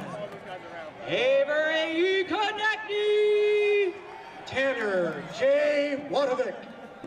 Nicholas H. Layton. Nicholas J. Zito. Brandon D. Lee. From the 29th Company, Aiden S. Aguilar. Michelle and Angelo D. Mazzo. Andrew B. Bailey. Madeline A. Myers. Sydney G. Bear. Jason Q. Webb. Ryan K. Pastor. Mary C. Root. Connor J. Green. Catherine L. Hyatt. Andrew J. Hall. Taylor B. Spees. Justin T. Carl. Catherine E. Morano. John T. Casano Boris Jr. Matthew Wang. Richard D. Crockett III. William M. Wirt. Alexandra J. Edelman. Nicholas K. White. A. J. Hinton. Andrew B. Wilkinson. Mohammed A. Jervy. Ryder J. Idiote. Catherine B. Kadima. Miriam A. Ucel Lazo. Tatum L. Kelly. From the 30th Company, Samantha A. Eno. Ethan E. Carr. Zoe J. Adama. Benjamin G. LeBron. Ian A. Aguilar. Olivia M. Lekovich. Natalie A. Bowe. Georgia B. L. Martin. Elliot A. Brandicourt.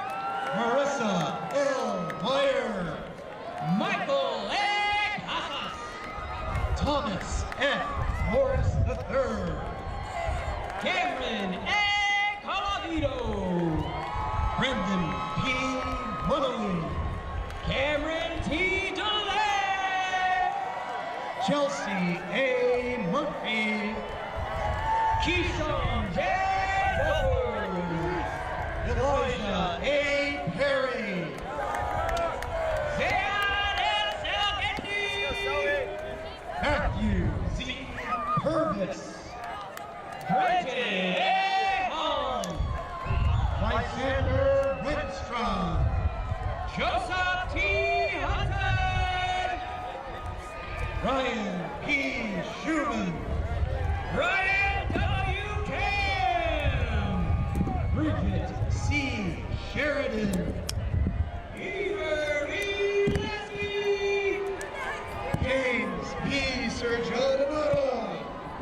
Timothy H. Lee. Lucas B. Miller. Edward J. Montgomery. Michael T. Whitehouse. Herman Montaño. For the Service Academy, that's like 50%. R1. Jacob going to the front for the hat toss? Run Pump I think they like escort us to the very front too. A. Alhazema. Yeah, no. David E. Avila. Takeshi A. Ross. Cale Krebs. Daniel E. Taylor. Thomas A. DeVito. Jack A. Hubert. Savannah L. Holt. Nicholas A. Valdivieso. Jordan F. Hutchinson. Joshua J. Whitaker. Stephen A. Hutback. Nicholas D. Zakeman. Ian J. Wong. From the 32nd Company, Eli E. Blackmelt. Brandon I. Johnson.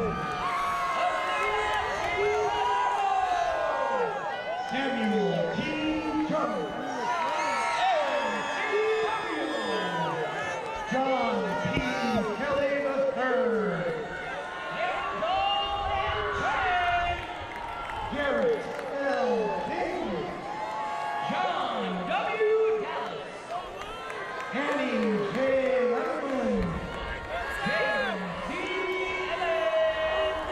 Joseph R. Mulkey.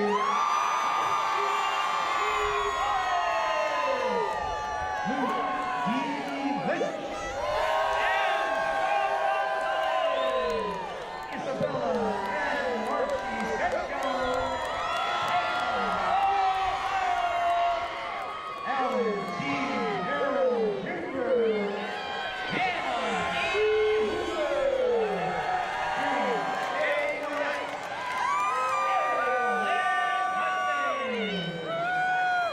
Robert A. Montoya. Robert J. Kittleberger. Elizabeth Marsha Perry. Ethan S. Toy. Tiffany A. Shield. John J. Coon. Kayla B. Simmons. Matthew J. Leclerc. Caitlin J. Stout. Gavin A. Livingston. Tara M. Thompson. Louis Y. Holmes. Ty C. Van Winkle. Cindy G. O'Neill. From the 33rd Company, Harrison J. A. Beckwith. Noah G. Nuez. Jacob M. Darrow. Juanito C. Nugroho. Joshua C. Davis. Sierra D. Perioli. Sadie J. Eiting. Anthony A. Penn. Joyce Hung. Renell J. Spears. Victor I. Gallardo. Olivia Day. Kalele Ikoka Nohona Wakwana. From the 34th Company, Rowan M. Rowe. Oriana Jensen. Daniel G. Donovan. Timothy C. Jung. Ryan T. Garber. Christopher G. Kim. Timothy I. I'm just sending it back whenever they want to do it. Yeah. I just playing it safe, right? Right, you can never get too much. Just want to get the right stuff. All right, be right back. What are we doing? Nap pack. Yes, might be a little. Were you writing as well? Yeah. Just a nap sound though. I don't want to traffic. You all occasionally track?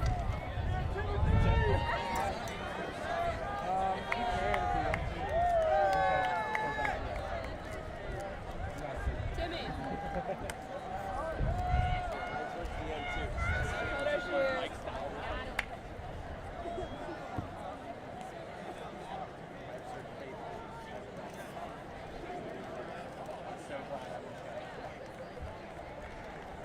Timothy I.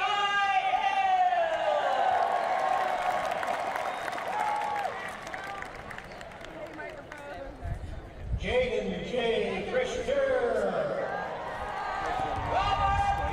Howard. Yasmin A. Latham. Ryan M. Halligan. Dexter H. Rowe. Ryan D. Huntley. Noah Nazim Mufra. Catherine A. Jonkowski. Hassan Nashaf. Sky J. Lactalin.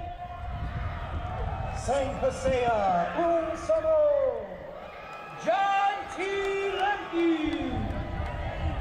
Angela M. Santos. Savannah J.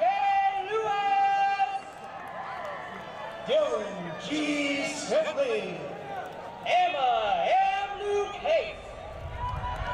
Ethan J. Sullivan. Akshat Bear Ashwani. Lyndon A. Taylor III. George H. May. Henry C. Tolfer III. Alec D. Malone. Luke A. Wagner. Scott A. Martinez. Mitchell John White. Jessica G. Mackenzie. Ellie S. Wiltsey Hyatt. Sarah L. Parico. From the 35th Company, Kinnery R. Atkins. Ian J. Rathford. Max W. Autry. Noah E. Rawson. Isaiah P. Drake. Iñaki Romero Garza. Daniel S. Fellows II. Amelia A.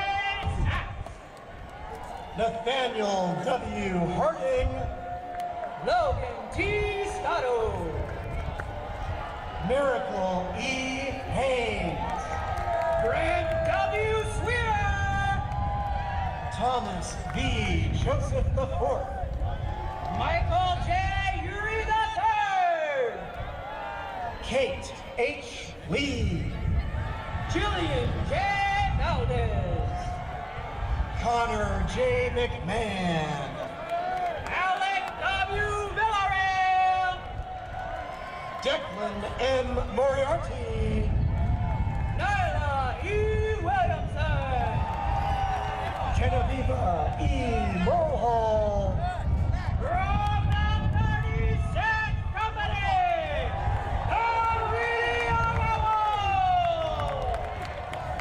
Ethan J. Newell, Tegan Brock,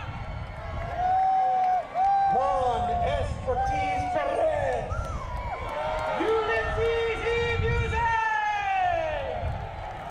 Luke H. Parker, Elise J.S. Chapman, Noel L. Rubiano, Jackson D.